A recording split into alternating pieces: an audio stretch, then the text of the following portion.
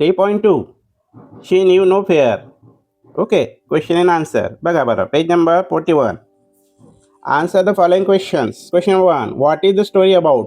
What is the story अबाउटचे अर्थ काय झाला मित्रांनो? तर ही स्टोरी, ही कथा कशाविषयी आहे, तर तुम्ही याचा आन्सर तुम्हाला लिहायचे. पर्सनल टाईप क्वेश्चन आहे. काय लिहिणार? The story is about. The story is about 2 friends, Nirmala and Sayal, and about Sayal's bravery and courage.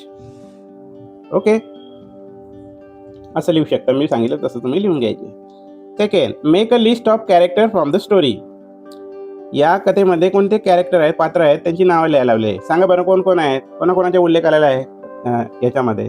मग बघा कोण कोण येतं. निर्मला, सायल, ओके, हे कॅरेक्टर झाले. अजून पायथॉन, स्नेक लिहायचे. Snake, Nirmala, Sayal, snake. Okay, पुढचे विलेज पीपल लिहायचे. अजून कोण कोण आहेत? इंडियन प्रेसिडेंट असं लिहायचं. ओके, अजून काय आहे? डेकोरेटेड एलिफंट आहे. ओके, डेकोरेटेड एलिफंट आहे. समजलं? यांना म्हणतात कॅरेक्टर्स, असे लिहायचे. सांगा बरं काय काय सांगितलं मी? Nirmala, Sayal, snake, okay, village people, Indian president आणि डेकोरेटेड एलिफंट, हे कॅरेक्टर. मी सांगितल्याप्रमाणे ते ऐकायचे आणि लिहित जायचं नोटबुकमध्ये. Why did Nirmala dislike Sayal. Nirmala सायलला का डिसलाईक करत होती, म्हणजे नापसंत करत होती? त्याचे आन्सर तुम्हाला फर्स्ट पॅरेग्राफमध्ये दिलं आहे. तुम्हाला दाखवतो. हे बघा, Nirmala dislike Sayal not only because she was more beautiful, but Sayal was so much more intelligent. एवढं लिहिलं तरी चालेल. परत लिहिलं तुम्ही, she seemed to know a lot about things around her. हे कारण होतं. तुम्ही या 2 लाईन लिहू शकता. ओके, आन्सर कितवेचे आहे हे? क्वेश्चन नंबर 3चे आन्सर आहे. मी सांगितलं तुम्हाला. ओके, पुढचा क्वेश्चन बघा. How did Sayal help Nirmala. How did Sayal help Nirmala. सायलने निर्मलाला कशी हेल्प केली, कशी मदत केली ते लिहा. मग सायल हेल्प निर्मला, मग ते वर्णन करायचे. कुठून वर्णन करणार हे बघा. अशा पद्धतीने तुम्ही पेज नंबर 40वर बघा, तुम्ही डिस्क्राईब करू शकता, वर्णन लिहू शकता. काय केलं हे बघा. ॲट फर्स्ट दिसलं, Sayal was not able to bring the python under her control. Then she threw the stick away and grabbed the snake's jaw with her hand. With all her might, she tried to force them open. Okay, असं ती वर्णन करते. त्या प्रश्नाचे उत्तर इथं दिलेलं आहे, हे तुम्ही ते लिहायचं आहे. ओके, पुढे बघा. What message did you learn from the story? या स्टोरीद्वारे तुम्हाला कोणता संदेश भेटतो, कोणता मेसेज भेटतो तुम्हाला? काय शिकलात तुम्ही या स्टोरीद्वारे? एक लाईन लक्षात ठेवा, मी जी बोलेल ती बघा, ऐकायची वारंवार. काय? अ friend in need, a friend in need is a friend Indeed. म्हणजे संकटात जो कामी येतो तो खरा मित्र, हे लक्षात ठेवायचे. A friend in need, a friend indeed, comma देऊन, a friend in need. A friend in need is a friend indeed. कळलं? संकटाच्या काळात जो धावून येतो, जो मदत करतो तो खरा मित्र. हा मेसेज आम्हाला या स्टोरीद्वारे मिळाला. आणि मग त्याचे उत्तर कुठून लिहिणार? मी जे बोललो ते लिहायचं वारंवार बघून. Okay, understood. Next question. Write the base verbs of the following as shown in the example. तुम्हाला आता बेस वर्ब्स सांगितलेलं आहे. बेस वर्ब काय? मूळ क्रियापद लिहायची. आता पास्ट टेन म्हणजे सिम्पल पास्टमध्ये क्रियापद असेल तिला मूळ बेसिक वर्बमध्ये लिहायचे, म्हणजे प्रेझेंट टेनमध्ये लिहायचे. मूळ क्रियापद लिहायची. मूळ क्रियापद ही नेहमी प्रेझेंट टेनमध्ये असते, सिम्पल प्रेझेंट टेनमध्ये असते. For example ran, RN ran हे दिलेलं आहे सिम्पल पास्टमध्ये, भूतकाळी आहे. मग त्याचं बेस वर्ब काय येईल, मूळ रूप काय येईल रॅनचं, रन. तसं तुम्हाला करायचं आहे, ते मी करून दाखवलेलं आहे. ओके, ते तुम्ही लिहायचं.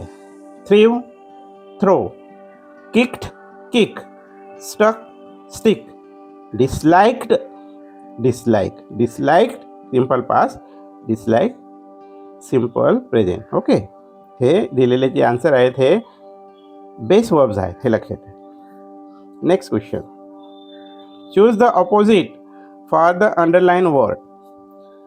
खाली अंडरलाईन केलेले जे वर्ड आहेत तर त्याच्यासाठी खाली 4 ऑप्शन दिले आहे. तर त्या वर्डचं ऑपोजिट वर्ड्सला टिक मार्क करायचे आहे. ऑपोजिट विरुद्धार्थी शब्द, जसं सायल वॉज मोर इंटेलिजंट, मग मोर इंटेलिजंटला अंडरलाईन केलं आहे, त्याच्या ऑपोजिट या 4मध्ये शोधायचे आहे ऑप्शनमध्ये. मी तयार करून दिलेलं आहे तुम्हाला, हे बघा. इंटेलिजंट तुम्ही लिहू शकता stupid. Okay, Nirmala ignore Sayas greeting. मग इग्नोरचा अर्थ काय आहे, हां, इग्नोरचा अर्थ काय आहे बघा बरं. Paid no attention.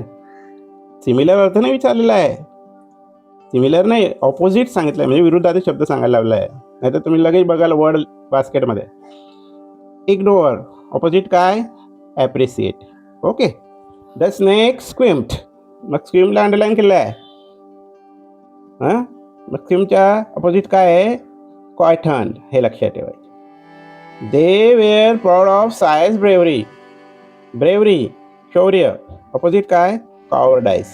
कॉवर्डाईस म्हणजे कॉवर्ड म्हणजे भित्रा, घाबरट, cowardice. Okay, describe an incident in 5-6 line when you are scared. मग तुम्ही जेव्हा घाबरला असाल, भयभीत झाला असाल, तर ते भयभीत तुम्ही का झाला त्याविषयी 5-6 लाईन तुम्ही लिहायला लावलं आहे, तुम्हाला लिहायला लावलं आहे. ओके,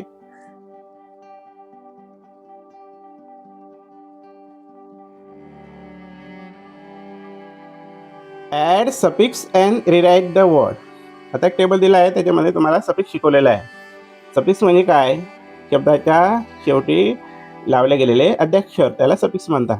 जसं बघा या कॉलममध्ये हे शब्द आहेत, त्यांना OUS सफिक्स लावायचे आणि शब्द तयार करायला लावला. याच्यामध्ये EN लावायचे आणि शब्द तयार करायला लावला. ओके, कसं आहे, करेज, करेजला OUS शेवटी लावला, सफिक्सचा काय तयार झाला शब्द, courageous. Fame, famous. Danger, dangerous. Joy, Joyce.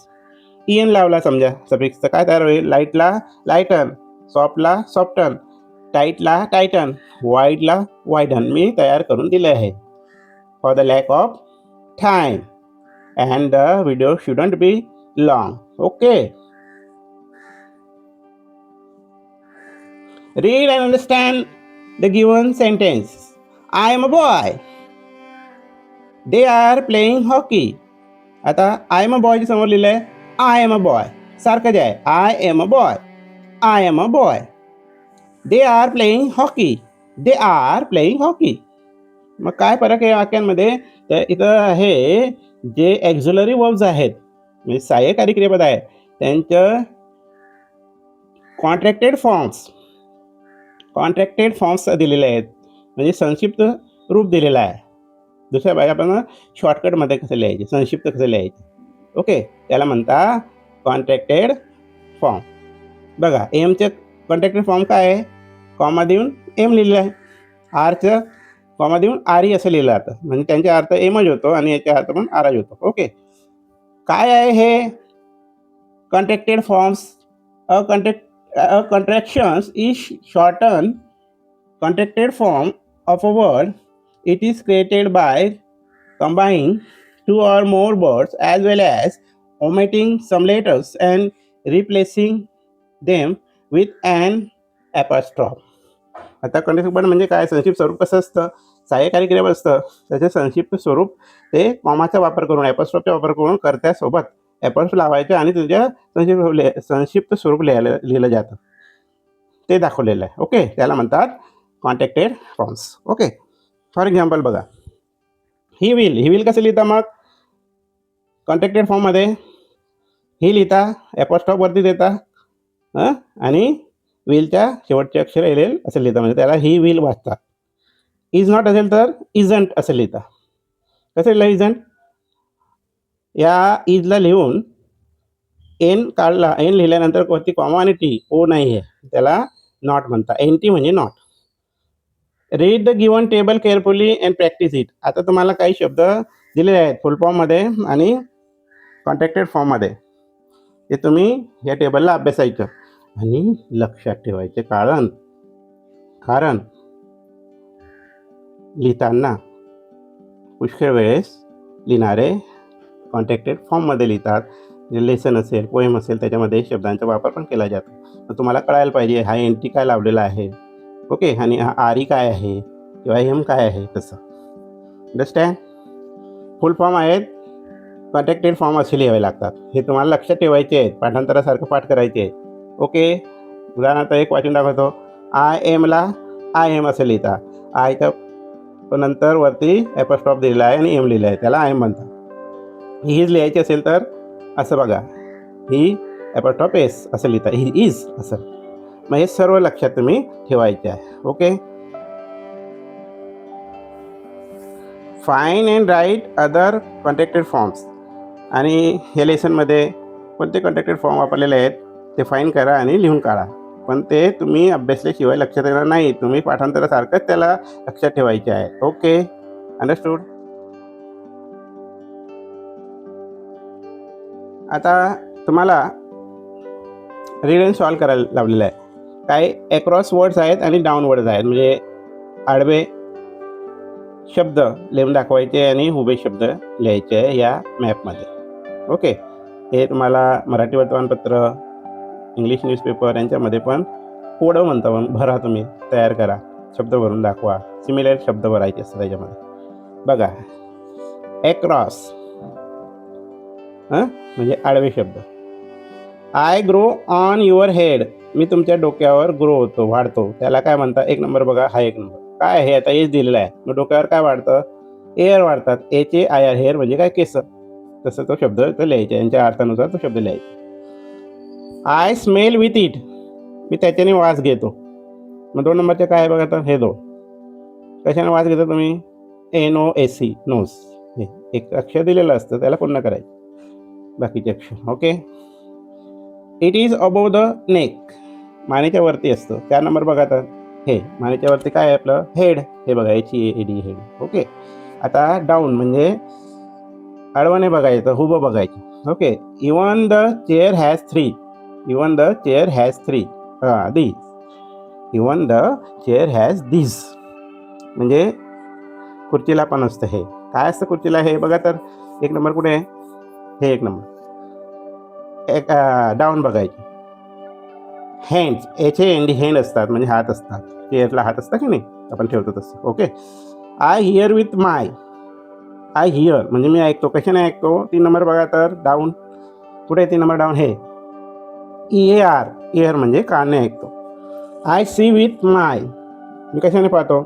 5 number बघा, EYEI. अशा पद्धतीने तुम्ही करायचे आणि ब्रेन वॉश करायचे. Write a message to congratulate Sayal on her great achievement. मग तुम्हाला आता काय लिहायला लावलेलं आहे? तर मेसेज लिहायचं सायलला. तर तिने जे ग्रेट अचिव्हमेंट म्हणजे यश संपादन केलं, म्हणजे संकटातनं मैत्रिणीला वाचवलं, तिचे अभिनंदन करा, ते लिहून दाखवा. डिअर सायलने लिहायचे. मग मी लिहून दाखवलं आहे तुम्हाला, बघा. याची कॉपी तुम्ही करू शकता, लिहू शकता. ओके. लिहून वाचा त्याला. Okay. Next. Vocabulary antakshari. Antakshari माहिती आहे तुम्हाला? तुम्ही गाण्यांच्या भेंड्या म्हणतात, गाण्यांच्या भेंड्या, शब्दांच्या भेंड्या, त्याला अंताक्षरी असते. फक्त गाण्यांच्याच भेंड्या, गाणं म्हणजे अंताक्षरी नसतं. Okay. Play Antakshari on the followings. For example, sports. स्पोर्ट्सचा एक शब्द दिला असेल, उदाहरणार्थ क्रिकेट. मग क्रिकेटच्या शेवटच्या अक्षरावरनं स्पोर्ट्सचेच म्हणजे खेळ संबंधित शब्द सांगायचे. ती अंताक्षरी, शब्दांची अंताक्षरी खेळायची तुम्हाला. जसं क्रिकेटच्या टी आला तर टी वरनं काय झालं? टेनिस. शेवटचे अक्षर एस. एस वरनं स्विमिंग. जी वरनं गोल्फ आणि एफ वरनं फुटबॉल. असं शेवटचे अक्षर उचलून ते अर्थबोध शब्द तयार करायचे आहे. पण त्याच ग्रुपच्या तयार करायचे. जसं स्पोर्ट्सचे असेल तर स्पोर्ट्सच्या तयार करायचे. उदाहरणार्थ ॲनिमल. आता ॲनिमल म्हणजे एखाद्या ॲनिमलचं नाव घ्यायचं आणि त्या शेवटच्या अक्षरावरनं ॲनिमलचेच नाव तयार करायचे. जसं मी लिहिला पिग. मग पिगवरनं जी आहे, जी वरनं काय तयार? गॉट. गोटवरनं टी वरनं टायगर. टायगर आर वरनं रॅबिट. ओके, हा लक्षात. मग बाकीचे 2 तुम्हाला सोडवायला येतो, हे लक्षात घ्या. विलेज किंवा टाऊन, शहर किंवा गाव. उदाहरणार्थ चिखली गाव आहे, मग चिखलीच्या आयवरनं गावाचे नाव किंवा शहराचे नाव लिहायचे. असे 4 शब्द तयार करायचे. एनी पर्सन नाव, प्रॉपर नाऊन तयार करायचे. उदाहरणार्थ महात्मा गांधी प्रॉपर नाऊन आहे, मग प्रॉपर नाऊनच्या गांधीच्या एच आहे, मग याच्यावरनं प्रॉपर नाऊन तयार करायचे. लक्षात, प्रॉपर नाऊन तयार करायचे. एनी वर्ब, मग क्रियापद असेल. उदाहरणार्थ मी करून दाखवलं आहे, राईट आहे, मग राईट ई वरनं कोणती क्रियापद तयार झाली? इंटर. आर वरनं रन, त्या एन वरनं नोडवरच्या डी वरनं डान्स. असे तुम्ही लिहून दाखवायचे. 2 तुम्ही सोडवायचे. Understood question answer of this unit 3.2. Okay.